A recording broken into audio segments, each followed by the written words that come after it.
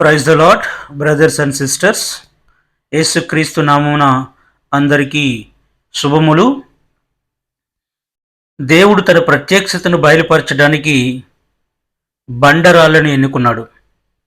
దేవుడు తన ప్రత్యక్షతను బయలుపరచడానికి ముండ్ల తుప్పని ఎన్నుకున్నాడు. మరి దేవుని రూపంలో చేయబడినటువంటి నువ్వు నేను కూడా ఆయన చేత ఎన్నుకోబడిన వారమై ఉన్నాం. హల్లెలూయా. ఈరోజు నిర్గమాకాండము 17వ అధ్యాయము 1 నుంచి 7 వచనాలు మనం ధ్యానం చేద్దాం. దీనిలో మనం మోషే తను యొక్క ఇశ్రాయేలు ప్రజలను ఐగుప్తు దేశం నుంచి విడిపించే ప్రాసెస్లో వాళ్ళు అరణ్యంలో కొన్ని సంవత్సరాలు వాళ్ళు ప్రయాణం చేశారు. ఆ ప్రయాణంలో జరిగినటువంటి ఒక సిచ్యువేషన్ మనం ధ్యానం చేద్దాం.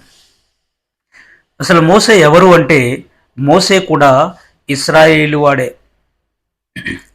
ఇశ్రాయేలు ప్రజలందరూ మరి ఐగుప్తు దేశంలో బానిసలుగా ఉన్నటువంటి ఆ టైంలో ఐగుప్తు రాజు అయినటువంటి ఫరో అక్కడ ఉన్నటువంటి పిల్లలందరినీ కూడా వెతికి చంపమని ఆజ్ఞ ఇచ్చినప్పుడు ఈ యొక్క మోషే తన తల్లి మరి ఆ కుమారుణ్ణి, ఆ బాలునటువంటి ఆ యొక్క మోషేని ఎవరికి కనిపించకుండా 3 నెలలు దాశారు.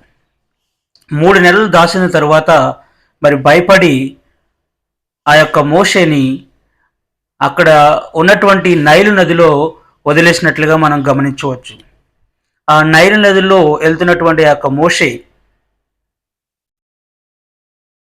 ఎవరి ద్వారా మరి చారదీర్చబడ్డారు, లేదంటే ఎవరు మరి ఆ యొక్క మోషేని తీసుకున్నారు అంటే, ఆ యొక్క ఐగుప్తు దేశపు రాజు అయినటువంటి ఫరో కుమార్తెకి మోషే దొరికినట్లుగా మనము నిర్గమాకాండంలో చూడవచ్చు.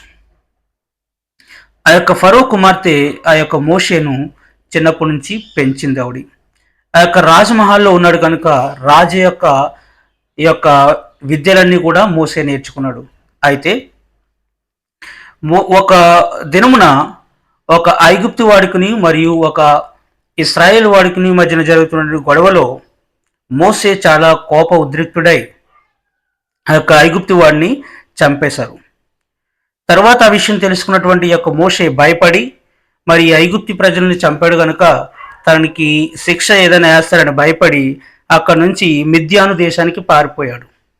అక్కడ ఏం చేసేవాడంటే, మిద్యాను దేశంలో గొర్రెలను కాస్తూ ఉండేవాడు. ఈ గొర్రెలను కాస్తున్నటువంటి మిద్యాన్కి మరి దేవుడు ఆ యొక్క పచ్చటి పొద నుంచి ప్రత్యక్షమయ్యాడు.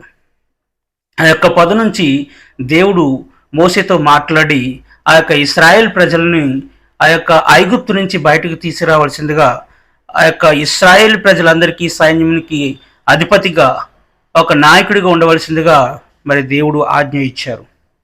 మోసే మొదట భయపడినప్పటికీ తర్వాత ఐగుప్తు రాజుతో మాట్లాడి మరి అనేకమైనటువంటి పరీక్షల తర్వాత ఆ యొక్క ఇశ్రాయేల్ ప్రజల్ని ఐగుప్తు దేశం నుంచి తీసుకొచ్చే ఆ యొక్క క్రమంలో ఏం జరిగింది అంటే, నిర్గమకాండము 17వ అధ్యాయము 1వ వచనము మనం చూద్దాం. తరువాత ఇశ్రాయేలీలు సర్వ సమాజము యెహోవా మాట చొప్పున తమ ప్రయాణములో సీను అరణ్యం నుంచి ప్రయాణమైపోయి రెఫీదీములో దిగిరి.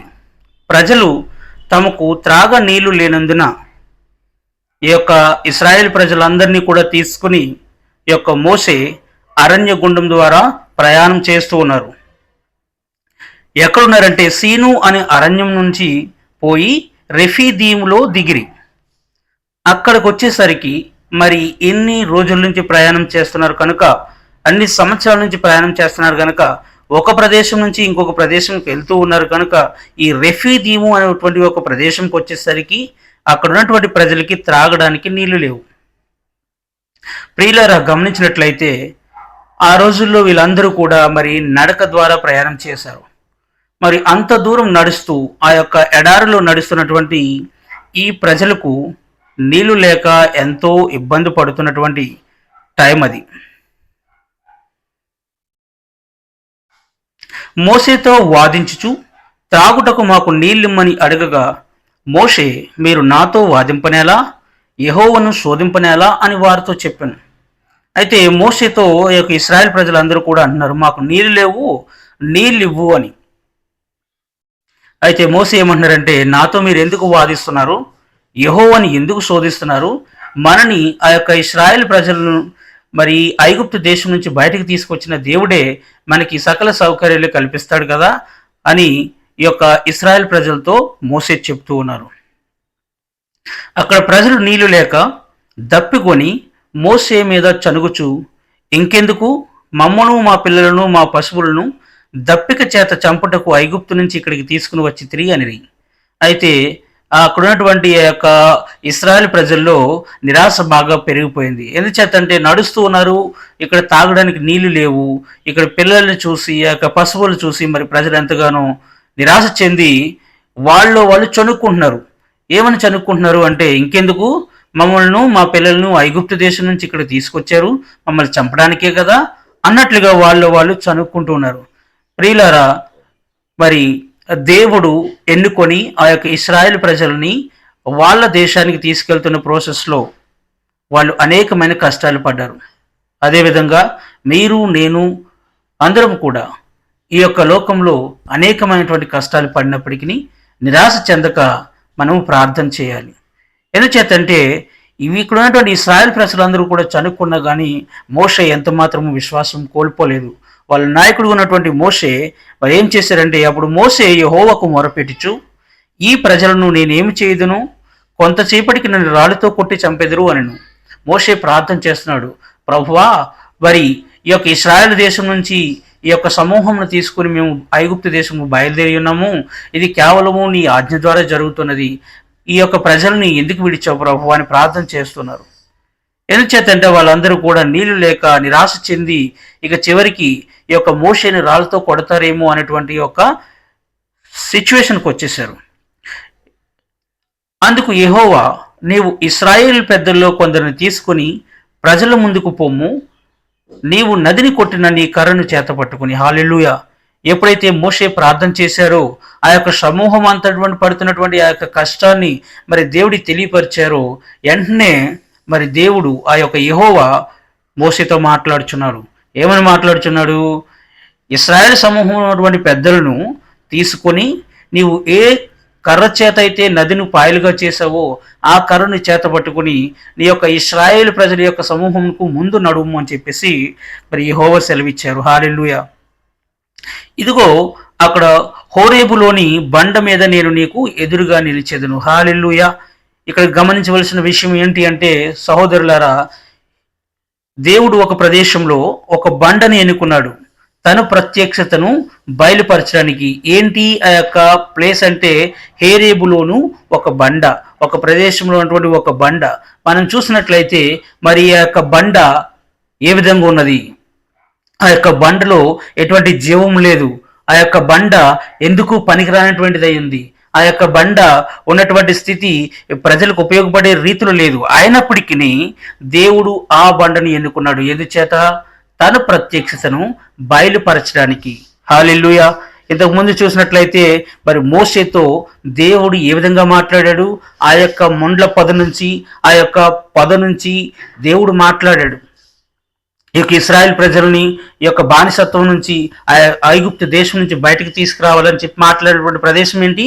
అది ఒక ముండ్ల తుప్ప, పొద కాలుచూ ఉన్నది, అగ్ని మండుచూ ఉన్నది, పొద కాలట్లేదు. అలాంటి ఒక ప్రదేశం నుంచి దేవుడు తను ప్రత్యక్షపరుచుకున్నాడు. హల్లెలూయా. ఈరోజు నీవు నేను కూడా మరి దేవుడు తన స్వరూపమందు చేయబడినటువంటి మనుషులుగా ఉన్నాము. మరి నీ ద్వారా నా ద్వారా కూడా దేవుడు తన ప్రత్యక్షతను బయలుపరుస్తాడు. తన ప్రత్యక్షతను తన ప్రజల ముందు బయలుపరుస్తాడు. మరి నీవు నేను ఏం చేస్తున్నాం?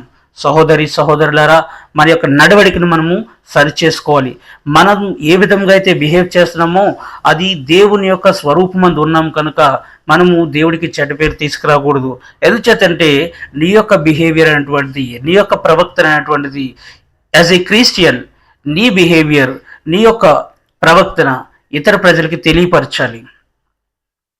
దేవుడు ఇక్కడ హోరేబులోని ఒక బండను ప్రత్యక్షపరిచాడు, ఒక బండని సెలెక్ట్ చేశాడు. ఆ బండను దేవుడు తన ప్రత్యక్షతను బయలుపరచడానికి ఉపయోగించుకున్నాడు.